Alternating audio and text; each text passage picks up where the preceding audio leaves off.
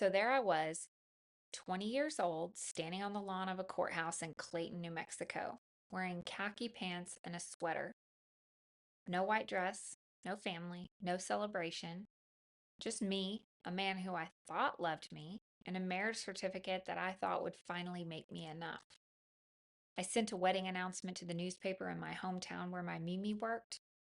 I just wanted someone to see me, to acknowledge that I existed and that my life mattered.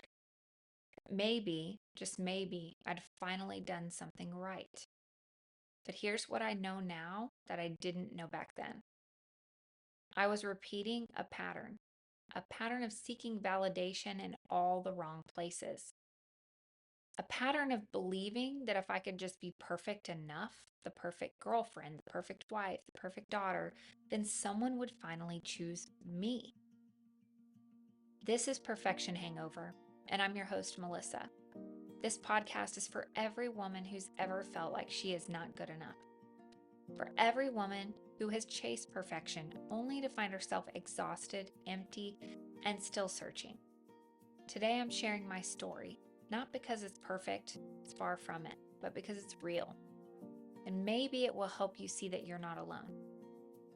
Welcome to Perfection Hangover, the podcast where we talk about the messy, complicated journey of breaking free from the need to be perfect.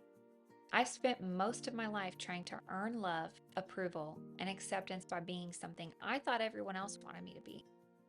This podcast is different from anything else that you'll hear. I'm not here to give you a 10-step plan to perfection. It's quite the opposite. I'm here to help you understand that perfection is the problem, not the solution. Over the course of this season, we'll explore the roots of perfectionism, the patterns we inherit from our families and our upbringing, and most importantly, how to break those patterns so we can live authentic, fulfilling lives. But before we dig into all of that, I need to tell you my story because you can't understand where we're going without knowing where I've been. So I grew up in a blended family. And when I say blended, I mean chaotically, messily blended. My mom was married 5 times. My dad was married twice. And me, I was just trying to figure out where I fit in all of it.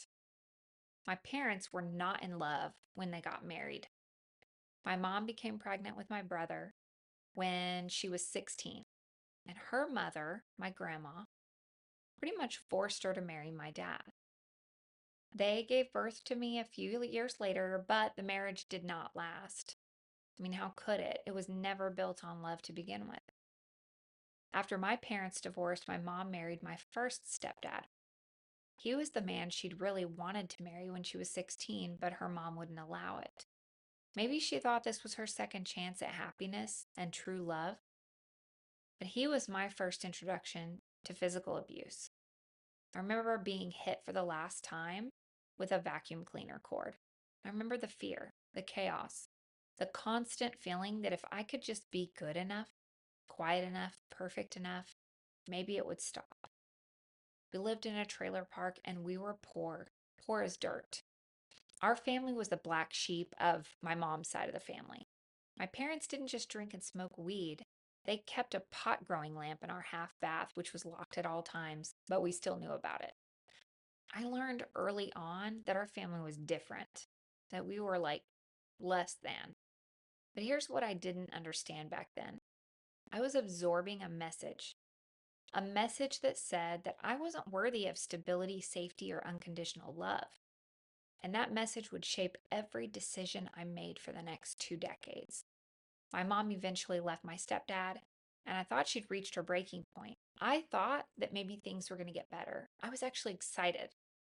But days later, she was in a relationship with a man who would become her third husband and stepdad number 2. This is the part of the story where I was introduced to dishonesty because he wasn't forthcoming with my mother. When mom announced that she decided to move to Texas to be with the love of her life, my brother and I made the choice. We were going to try living with our dad. Our dad, the man who barely knew us, the man who hadn't been present for most of our lives. But we were desperate for something different, something stable. But of course, that didn't last. Halfway through my first semester, My dad got a 24-year-old girlfriend who didn't like kids. Just like that, he told me I needed to move to Texas because a girl needs her mama. I was 12 years old and I learned another lesson. I was disposable. I wasn't worth fighting for. And if I wanted to matter to anyone, I'd have to earn it. So I packed my bags and moved to Texas. 9 of us crammed into a tiny 3-bedroom house. My mom and soon to be stepdad, his 3 kids from his marriage, my 2 younger siblings, my older brother, and me. It was a lot. My mom and stepdad were openly intimate in ways that carried through the thin walls of our small house, and it left all of us feeling so disrespected and angry. This would eventually lead to behavior patterns in my own relationships as an adult. My older brother became my lifeline. He was popular at school and he took me under his wing. By the time I was in 8th grade, I was popular too. And for the first time in my life, I felt like I mattered, like I was seen. But that validation came with a price. When I was a freshman in high school, I was invited to prom by a junior. Didn't really know him, but we went as friends because all of my friends were going and I didn't want to be left out. After the dance, we parted ways and I went to a bonfire in the country with my friends. I made the common mistake that so many teenagers do and had way too much to drink that night. This led me to getting into a truck with 2 large grown men, one 20 and one 21. So there I was, 15 years old, in the middle of the front seat, being molested by a grown man. Frozen in fear. That 10-minute drive felt like hours. After that night, the driver of the truck started pursuing me aggressively. At the time, it felt good to be seen, and I wanted him to see the beauty in me. But I soon found out that I was just an easy target. He saw me as an object. Once again, the little girl who just wanted to be chosen was finally being chosen by someone. The truth is, he just didn't want me for me. He wanted me for my body and what he could do with it. And he was a grown man and I was a child. Decades later, I would make the connection between that little girl growing up way too fast and my mother, who was courted by a 16-year-old at the tender age of 12. I lost more than my virginity to him when I was 15. I lost my innocence. My friend group changed, and I convinced myself that this was it. This was my life.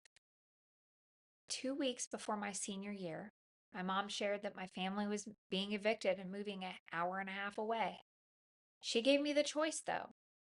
She thought she was being noble. You can come with us, or you can stay and you can live with him.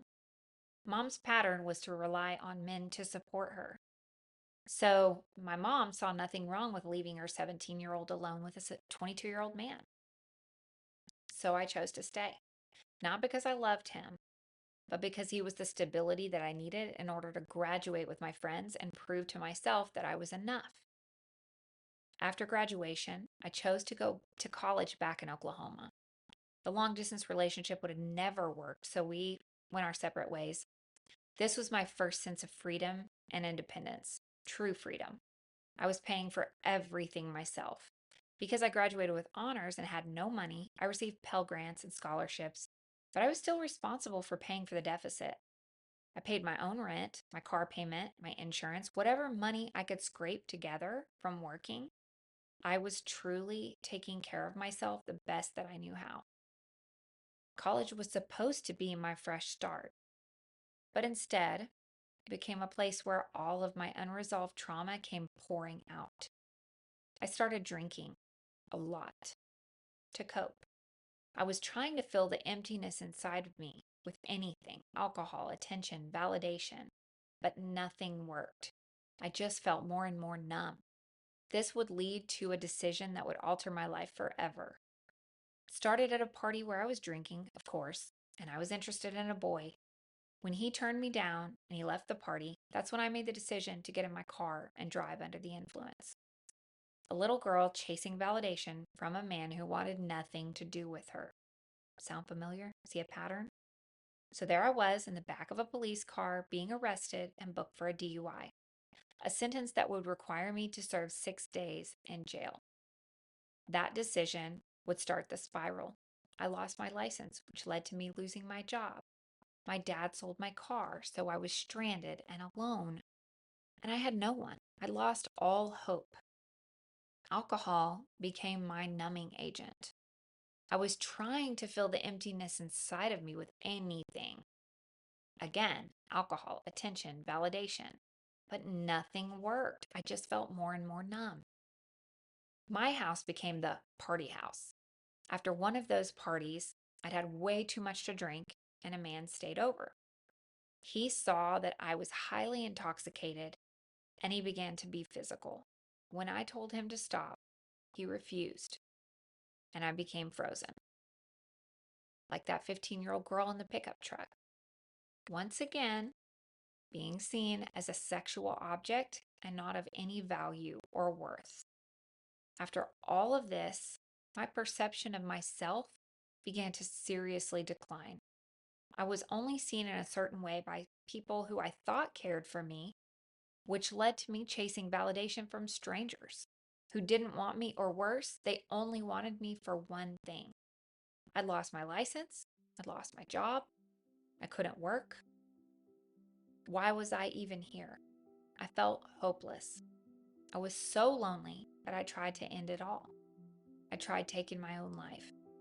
I attempted to remove every ounce of pain I'd ever experienced because at this point, pain was about all I knew. I was in survival mode and I was drowning. I took a handful of pills and I called my mom to say goodbye. She called 911, and within minutes, I was in the back of an ambulance and on the way to get my stomach pumped at the hospital. Now I'm going to stop right there because I know I've given you a lot. And my life up until this point is a lot. This little girl just craved validation and love. She wanted to be chosen by her parents, by her friends, by men. And in that moment in the ambulance, she felt more lonely than ever. This is just the beginning of her perfection hangover. As I begin to share more of my story in the upcoming episodes, a lot of this is going to tie back to perfectionism, which doesn't exist. If what I shared today opened up old wounds, or you know someone struggling, there are many resources available. Please reach out. Take care of yourself, and I'll see you next week.